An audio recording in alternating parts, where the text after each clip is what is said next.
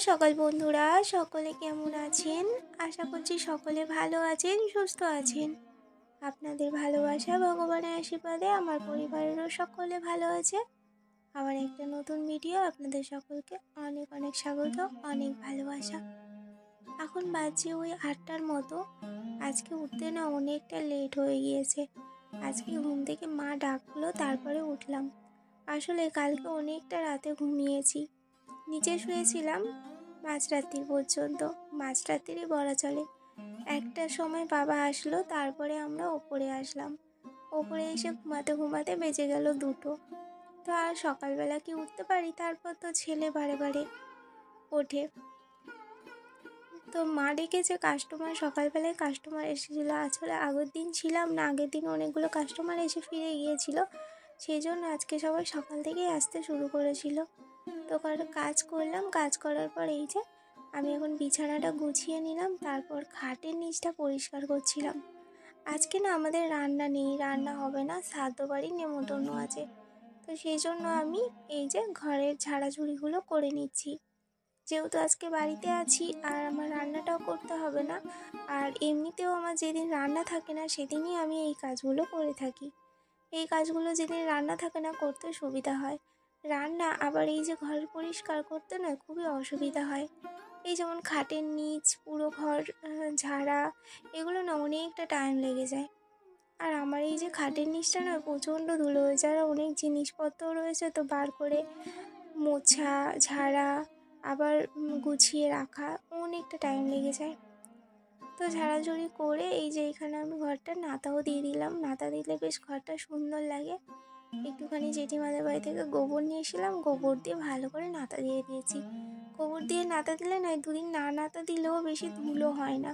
আর যদি মাটি দিয়েও দেওয়া হয়, এতটা পরিমাণে ধুলো হলে কি বলবো।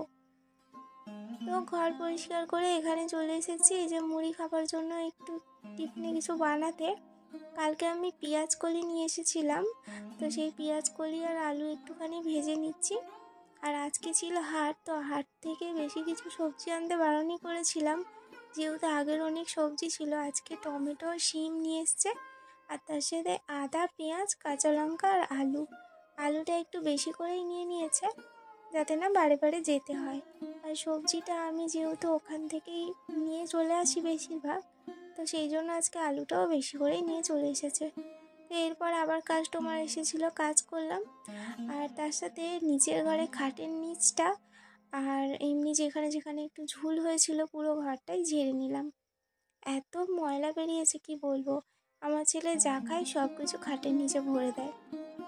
তারপরে তো আর ইঁদুরের কথা বলতে নেই, পুরো ঘর মাটি তুলে একাকার করে দিচ্ছে। মানে ওদের জ্বালায় না আর কিচ্ছু থাকছে না। এই যে সবজিগুলো সকালবেলা বার করি, আবার রাতের বেলা ওইভাবেই ঠিক হাঁড়ির মধ্যে গুছিয়ে রাখতে হয় ইঁদুরের জ্বালায়। তো কাজ বাজ সেরে এখানে স্নান করে আমি রেডি হয়ে গিয়েছি, মানে শাড়ি পরে নিয়েছি। বললামই আপনাদেরকে যে আজকে একটা শ্রাদ্ধ বাড়ির নেমন্তন্ন আছে, ওইখানেই যাব, সবারই নেমন্তন্ন রয়েছে। তো আমি এই যে চুল আঁচড়াচ্ছিলাম, আমার হাজব্যান্ড তো আমাকে সরিয়ে দিয়ে ও এখন চুল আঁচড়াতে বসলো।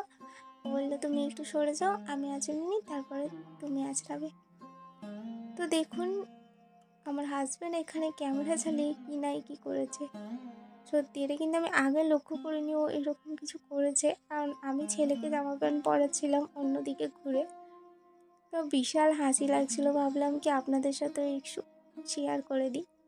ও কিন্তু এরকমই করে, এরকমই মজা করেই থাকে সারাদিন। তো এই যে আমি পুরো ফুল রেডি, আর মা এখানে রেডি হচ্ছে, ছেলেকেও রেডি করিয়ে দিয়েছি। শাড়ি পরলে নয়, সব মেয়েদেরকে একটু অন্যরকমই লাগে, তাই না? চুড়িদারের থেকে শাড়ি পরলেই নাকি আমাকে ভালো লাগে, অনেকেই বলে। তো বিশেষ করে পূজা বনু আমাকে সবসময় কমেন্ট করে যে দিদি তোমাকে শাড়ি পরলেই বেশি ভালো লাগে। আর হারটা পরেছি নাকি আজকে দেখে নিলাম। আর একদিন গিয়েছিলাম কোথাও একটা অনুষ্ঠানে, খেতে গিয়েছিলাম সামনাসামনি, তো আমি গলায় কিছু পরতেই ভুলে গিয়েছিলাম, তাড়াহুড়ো করে রেডি হয়ে চলে গিয়েছিলাম। বাবা তো আগে খেয়ে চলে এসেছে, এখন আমি, আমার হাজব্যান্ড, ছেলে আর মা 4জন মিলে গিয়েছিলাম।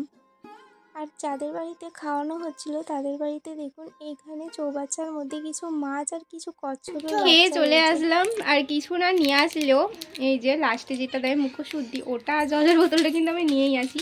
জলের বোতলটা আমি সাধারণত কাটি না, এটা পরে আবার খাওয়া হবে, সেই জন্য একটা কেটে খাই আর একটা নিয়ে চলে আসি।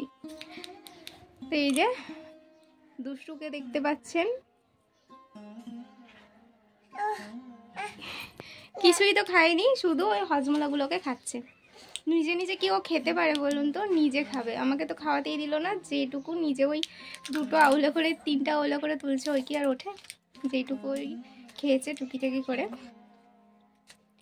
ও যে মা পাশে বসেছিল বললো খাইয়ে দিই, না খেলো না। ও ঠাম্মা বললো খাইয়ে দিই, খেলো না। আমি বললাম খাইয়ে দিই, খেলো না। ও একাই খাবে, ও বড় হয়ে গেছে, মানে ও বলতে চাইছে আমি বড় হয়ে গিয়েছি।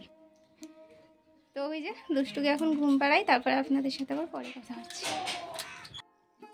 বিকাল থেকেও কাস্টমার ছিল, তো কাজ করলাম। আর সন্ধ্যের পর চা খাবার পর শরীরটা নয় ভীষণ খারাপ লাগছিল, আসলে একটু গ্যাস মতো হয়ে গিয়েছিল।